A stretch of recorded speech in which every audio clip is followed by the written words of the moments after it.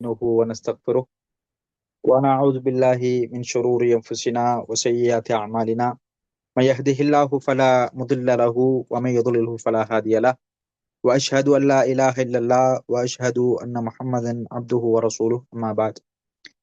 சர்வ புகழும் புகழ்ச்சியும் வல்லரபுல் ஆலமீன் அல்லாஹ் ஒருவனுக்கே உரித்தாகட்டும். அல்ஹம்துலில்லாஹ். நபிகள் நாயகம் ஸல்லல்லாஹு அலைஹி வஸல்லம் அவர்கள் மீது அல்லாஹ்வினுடைய அன்பும் கிருபையும் என்றென்றும் நிலவ வேண்டும் என்ற பிரார்த்தனையோடு, அன்புக்குரிய அல்லாஹ்வின் நல்லடியார்களே, அன்பான சகோதர சகோதரிகளே, வாராந்தம் அல்லாஹுடைய ஏற்பாட்டின் பிரகாரம் உத்தம சஹாபாக்கள் என்ற அந்த தொடரிலே தற்பொழுது அல்லாஹுடைய தூதர் ஸல்லல்லாஹு அலைஹி வஸல்லம் அவர்களுடைய மனைவிமார்கள் உம்மஹாத்துல் மோமின்கள் பற்றி படித்து வருகின்றோம். அந்த அடிப்படையில் கடந்த வாரங்களில் 6 அல்லாஹ்வின் தூதருடைய மனைவிமார்கள் சம்பந்தமாக படித்திருக்கின்றோம் இதுவரைக்கும். இன்றைய தினம் 7வது மனைவியான ஜைனப் பின்த் ஜஹஸ் ரலியல்லாஹு அன்ஹா என்று சொல்லக்கூடிய இந்த உம்மஹாத்துல் மோமின்களுள் ஒருவரான இவர்களை பற்றி சுருக்கமான ஒரு சுருக்க குறிப்பேட்டை பார்க்க இருக்கின்றோம். அன்புக்குரிய சகோதர சகோதரிகளே, ஜைனப் பின்த் ஜஹஸ் ரலியல்லாஹு அன்ஹா அவர்கள் மக்காவிலே இவர்கள் பிறக்கின்றார்கள். இவர்களுடைய குணாதிசயங்கள், இவர்களுடைய பண்புகளை பொறுத்தவரையிலே இவர்கள் மிகவும் அழகிய தோற்றம் கொண்ட பத்தினித்தனமான ஒரு பெண்ணாக காணப்படுகின்றார்கள். அதுபோல பெருந்தன்மை கொண்ட, விருந்தோம்பலிலே அதிகமாக மக்களை விருந்தோம்பல் செய்கின்ற, இன்னும் தர்மம் செய்கின்ற அதிகமான பண்புகளை கொண்ட, தூய்மையான இவ்வாறான குணங்களை கொண்ட ஒரு பெண்மணியாக இந்த ஜைனப் பின் ஜஹஸ் என்று சொல்லக்கூடிய இந்த ரசூலுல்லாஹ் ஸல்லல்லாஹு அலைஹி வஸல்லம் அவருடைய மனைவி காணப்படுகின்றார்கள். இவர்களுடைய இன்னும் ஒரு விசேட தன்மையை பார்க்கின்ற பொழுது நாங்கள் இவர்கள் ஏனையவர்கள் அல்லாத போல் இவர்கள் தானாகவே சுயமாக தொழில் செய்து அவர்களுடைய தொழிலிலிருந்து, அவர்களுடைய வருமானத்திலிருந்து ஏழைகளுக்கு உணவளிக்கக்கூடியவர்களாக, விருந்தோம்பல் செய்யக்கூடியவர்களாக, சதக்கா செய்யக்கூடியவர்களாக இருந்திருக்கின்றார்கள் என்ற செய்திகளையும் நாங்கள் இவர்களுடைய வரலாறுகளிலிருந்து படித்துக் கொள்கின்றோம். அது எவ்வாறு என்றால், இவர்களுடைய பணியாக தோள்களுக்கு பதனிடுதல், தோலை பதனிட்டு அதிலிருந்து வருமானத்தை பெறுவார்கள். அதுபோல தைத்தல் இவர்களுடைய இன்னும் ஒரு தொழிலாக காணப்பட்டது.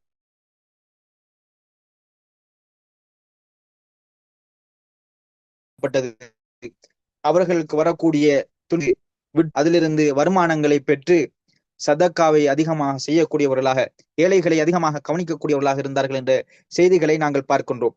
ஒருமுறை உமர் ரலியல்லாஹு அன்ஹு அவர்கள் இவர்களுக்கு அன்பளிப்பு பொருட்களை, அது பணமாகவோ அல்லது ஏதாவது பொருளாகவோ அனுப்புகின்றார்கள்.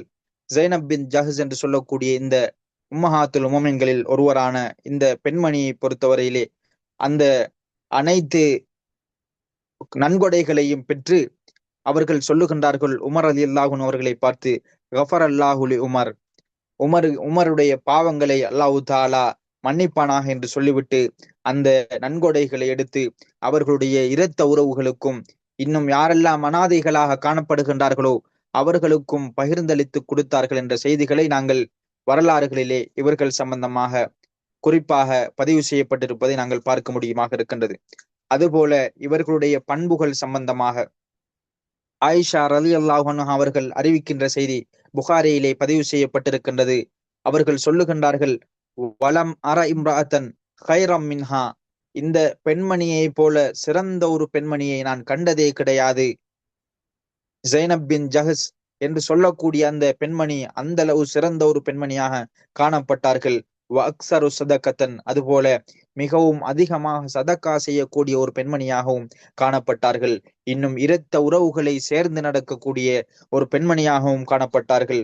வஅபதல லினப்ஸிஹா ஃபீ குல்லி ஷைஇன் யதகர்ரபு பிஹி இலல்லாஹி அஸ்ஸ வஜல், இவர்கள் செய்கின்ற அனைத்து அம்சங்களினூடாகவும் என்னென்ன காரியங்களை அவர்கள் செய்கின்றார்களோ அனைத்து காரியங்களும் அல்லாஹ்வின் பக்கம் அவர்களை நெருங்க வைக்கும் அப்படியான அர்ப்பணிப்புகளை செய்து வந்தார்கள் என்ற செய்திகளை நாங்கள் ஆயிஷா ரலியல்லாஹு அன்ஹா அவர்கள் கூறுவதை புகாரியிலே பதிவு செய்யப்பட்டிருக்கின்றது. அந்த செய்திகளை நாங்கள் பார்க்க முடியுமாக இருக்கின்றது. எனவே இவர்களுடைய மிகவும் குறிப்பாக சொல்லக்கூடிய பண்பு என்றால், இவர்கள் அதிகமாக ஏழைக்கு உணவளிக்கக்கூடியவர்களாக, உதவி செய்யக்கூடியவர்களாக, சதக்கா குடிக்கக்கூடியவர்களாக இருந்திருக்கின்றார்கள். இவர்கள் சம்பந்தமாக அல்லாஹ்வுடைய தூதர் ஸல்லல்லாஹு அலைஹி வஸல்லம் அவர்கள் சொல்லுகின்ற பொழுதும், அத்துவலு குன்ன யதன், மனைவிமார்களிலே மிகவும் நீண்ட கையுடையவளாக, அதாவது அதிகமாக சதக்கா செய்யக்கூடியவர்களாக இவர்கள் காணப்பட்டார்கள் என்ற செய்தியினை அல்லாஹ்வுடைய தூதர் ஸல்லல்லாஹு அலைஹி வஸல்லம் அவர்களும் இவர்கள் சம்பந்தமாக சிறப்பு படுத்தி சொல்வதை நாங்கள் காணக்கூடியதாக இருக்கின்றது. ஜைனப் பின் ஜஹஸ் ரலியல்லாஹு அன்ஹா அவர்கள் அதிகமான ஹதீஸ்களை அறிவித்திருக்கின்றார்கள் என்ற செய்தியையும் நாங்கள் படிக்கலாம் இவர்களுடைய வரலாறுகளிலிருந்து.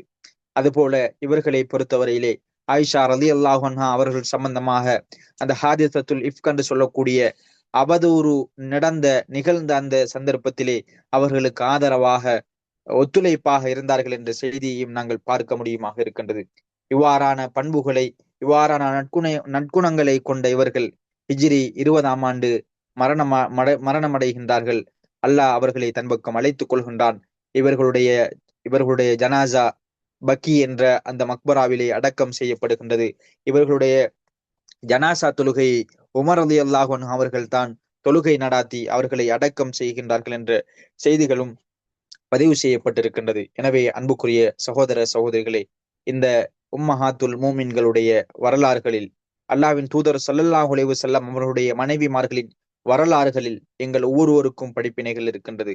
எமது குடும்பத்திலே பெண்களாக வாழக்கூடிய, சகோதரிகளாக வாழக்கூடிய அனைவருக்கும் இவர்களுடைய வாழ்விலிருந்து படிப்பினையாக எடுத்துக்கொள்ளக்கூடிய எத்தனையோ விடயங்கள் எங்களுக்கு படிப்பினையாக இருந்து கொண்டிருக்கின்றது. எனவே ஒவ்வொரு செயற்பாடுகளையும், ஒவ்வொரு படிப்பினைகளையும், படிக்கின்ற ஒவ்வொரு காரியங்களையும் நாங்கள் எமது வாழ்க்கையிலே எடுத்து நடப்பதற்கு, அமல்படுத்துவதற்கு வல்ல ரப்புல் ஆலமீன் எனக்கும் உங்களுக்கும் அருள் பாலிப்பானாக.